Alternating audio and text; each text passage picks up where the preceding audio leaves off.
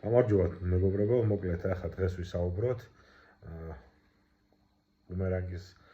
პრინციპზე და ასევე იმაზე თუ რატომ არის ევროპა და კარგი და დემოკრატია და ასე შემდგომ რა. მაგალითად ბუმერანგის პრინციპი რა არის? 2021 წელს ღარიბაშვილი პრემიერ-მინისტრი იყო, 22 წელსაც, ხო, 22 წელსაც 23-ში და მაგ დროს ქუჩის გამოსვლები იყო რა და მაშინ ღარიბაშვილი იძახოდა რომ ქუჩაშიო ექსტრემისტებით განანო სატანისტებიო სახე აქვთო დახატულიო და ასე შემდგომო რა და დღეს უკვე ამ ხალხის დასაცავი გახდა ეს პატივცემული კორუმპირებული ღარიბა, რომელსაც სატანისტებსთან მას უძახოდა, ხოლო რაცაც ნიშნავს დემოკრატიის პრინციპები და რატომ იბრძვის ქართველი ხალხი და რატომ არის კარგი დემოკრატია და რისთვის ვიბრძვით, მაგალითად გეტყვით, ყველაზე საშინელი და საზღარი და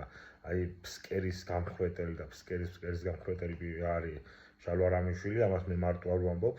ბიძინასაც აქვს ნათქვამი და შეგიძლიათ შიგაწრეში გადაამოწმოთ, რომ შალვა რამიშვილიო არისო კაცი, რომელიც ყველაფერს ნებისმიერ რამეზე ხელს მოაწესს, ბიძინასაც აქვს ნათქვამი, თუ არ ვთქვი საჯაროთაც, ხო და შალვა რამიშვილსაც აქვს მისი უფლებები, მაგალითად მისი უფლება, მაგალითად სიცოცხლის უფლება, განათლების მიღების უფლება, თუ როცა დაიჭერენ იქ პატიმრის უფლება, რომ მას უნდა აწამებდნენ და პატიმრის უფლებებით უნდა ასარგებლობდეს და ასე შემდგომ და თქვენ ისეთ რაღაცებს აკეთებთ, დასცინეთ ყველაფერს და ყველანაირ რაღაცას აშარჟებთ, რომ აღარავინ არ გეყოლებათ არათუ საერთაშორისო ასპარეზზე დამცავი, არამედ შიგნითაც და ისეთ პრეცედენტებს უშვებთ, რომ საკუთარ თავის და საკუთარ დასაკლავ დანას თქვენ თვითონვე ამზადებთ და ლესავთ რა მომავალში, რომ არავინ არ დაგიცვათ და არავის არ გქონდეთ არც სურვილი და თქვენ თვითონვე გქონდეთ საკუთარ თავის მიმართ განაჩენი ამ განაცხადებებით და ამ საქციელებით განაჩენი გამოყენება. ახლა რაც შეეხება რატო ხართ იმ საკითხს თუ რატო ხართ გოცებოთ თქვენ რუსები და რუსული მთავრობა. პირველ რიგში რუსები და რუსული მთავრობა იმიტომ ხართ, რომ ესე იგი მთელი დასავლური სამყაროს ცივილიზაციურ სამყაროს ბრძოლა გამოუცხადეთ, ომი გამოუცხადეთ და მათ უძახით სინქრონში რუსებივით სატანისტები, LGBT-ები, პიდარასტები და ასე შემდგომ. ანუ შენი მტრის მსგავსად ხარ სინქრონში, რომელსაც ის იძახის, იგივე სიძახი. პირველ რიგში ეს მათი იმიტომ რომ მათ ეს სიამოვნოთ და ისინი არ გააღიზიანოთ, ყველაფერს და ყველაფრის მიმართ ხართ ხელისმომწერი და გამკეთებელი. ამიტომაც ხარ მეორე მაგალითი იმიტომ. და ასევე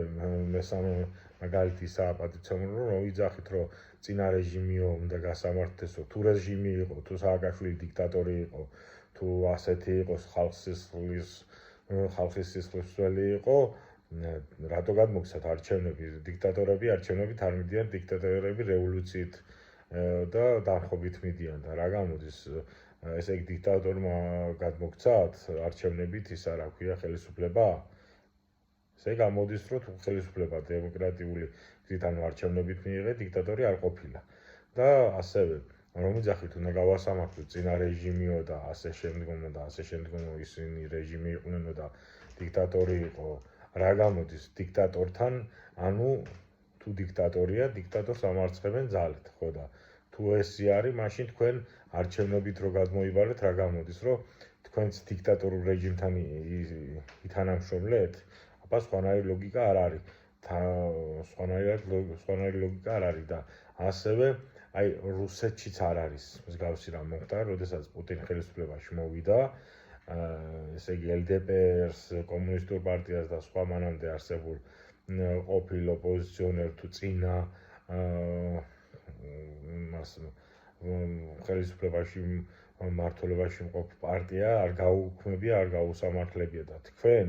გააქვთ სურვილი, რომ გაასამართლოთ ის პარტია, რომლის სამართალ მემკვიდრე ხართ და რომლისგანაც ხელისუფლება მიიღეთ. მიხვდით, რატომაც ხართ, ეს რუსეთშიც არ მომხდარა და ჩინეთში მომხდარა ჩრდილო კორეაში და რამოდენიმე ასეთ საეჭვო იმიჯის მქონე ქვეყნებში და მე გწყინთ რომ აი ეს რუსები კაცო რა ის რუსები ვართ რუსები ხართ არა მარტო იმიტომ რაც აქამდე გააკეთეთ არამედ არსობრივადაც რუსები ხართ იფიქრეთ კაცო აბა თქვენ თუ შეგიძლიათ არ ამგონია მაგრამ იყოს მაინც ეს აქ